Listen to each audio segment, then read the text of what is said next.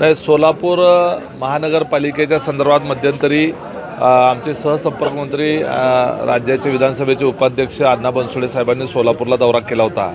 त्याच वेळेला सांगितलं होतं की सोलापूर महानगरपालिका आम्ही स्वबळावर लढणार आहोत आणि त्या दृष्टिकोनातून फार मोठ्या प्रमाणावर इनकमिंग सोलापूर महानगरपालिकेच्या अंतर्गत महत्त्वाच्या नेत्यांचा सुरू आहे. आपल्याला कल्पना आहे की शरदचंद्र पवार पक्षाचे शहराध्यक्ष सुधीरजी खरटमल हे ज्येष्ठ नेते आहेत. ते माजी महापौर आहेत. अनेक स्टँडिंग कमिटी चेअरमन, अनेक महापौर काँग्रेसमध्ये असताना त्यांनी त्या ठिकाणी सोलापूर शहरामध्ये त्या ठिकाणी करण्याचं काम केलं होतं.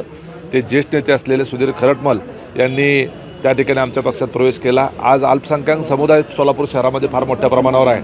तर त्या समुदायाचे अनेक कार्यकर्त्यांनी आज अजितदादांच्या उपस्थितीमध्ये या ठिकाणी आमच्या पक्षामध्ये प्रवेश केलेला आहे.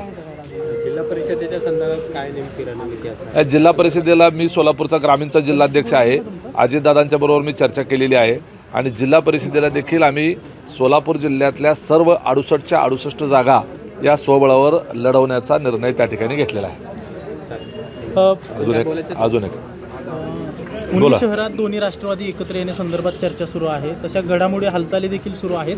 तुमच्या इकडे तसं काय आहे का? दोन्ही राष्ट्रवादी एकत्र येऊन लढणार आहेत का निवडणूक? सोलापूर जिल्ह्यामध्ये 4 आमदार राष्ट्रवादी काँग्रेस पार्टीचे आहेत, परंतु ते तुतारी चिन्हावर निवडून आलेले आहेत. आपल्याला कल्पना आहे की मोहोळचे आमदार राजाभाऊ खरे हे आमच्या सोबतच आहेत. त्याचबरोबर उत्तमराव जानकर आपल्याला कल्पना आहे की ते दादांच्या सोबत आहेत. अभिजित पाटील दादांच्या सोबत आहेत. तेव्हा नारायण पाटील सुद्धा दादांना भेटून गेलेले आहेत.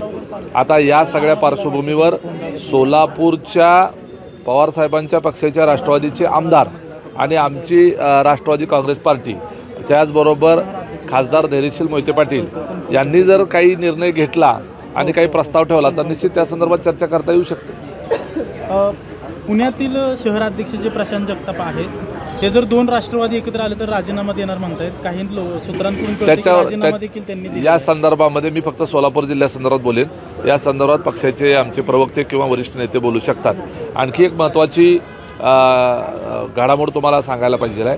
त्याच्यामध्ये सांगोला तालुक्याचे आमचे नेते, पूर्वीचे नेते असलेले दीपक आबा साळुंके माजी आमदार, त्यांनी मध्यंतरी उबाटामधून निवडणूक लढवलेली होती विधानसभेची आणि त्याच्यानंतर ते पुन्हा आमच्या पक्षामध्ये अजून त्यांचा प्रवेश झालेला नव्हता आणि त्या ठिकाणच्या राष्ट्रवादीचे नेते म्हणूनच त्यांनी आजपर्यंत काम केलं. पक्ष त्या ठिकाणी आमचा वाढवण्याचं देखील काम केलं.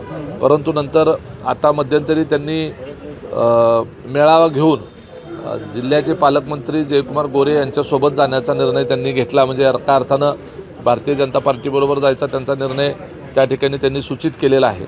त्या ठिकाणचं राष्ट्रवादी काँग्रेस पार्टीची संघटनात्मक निवडी देखील आमच्या त्या ठिकाणी आम्ही त्या ठिकाणी करू शकलेलो नव्हतो. त्यामुळं राज्याचे उपमुख्यमंत्री आणि पक्षाचे राष्ट्रीय अध्यक्ष अजितदादा पवार यांच्याबरोबर चर्चा करून त्या ठिकाणी अतुल पवार हे माझ्यासोबत आहेत. आता त्यांची त्या ठिकाणी आम्ही तालुकाध्यक्षपदी निवड केलेली आहे. ते माजी जिल्हा परिषदेचे सदस्य आहेत. त्या भागातले मोठे उद्योगपती आहेत.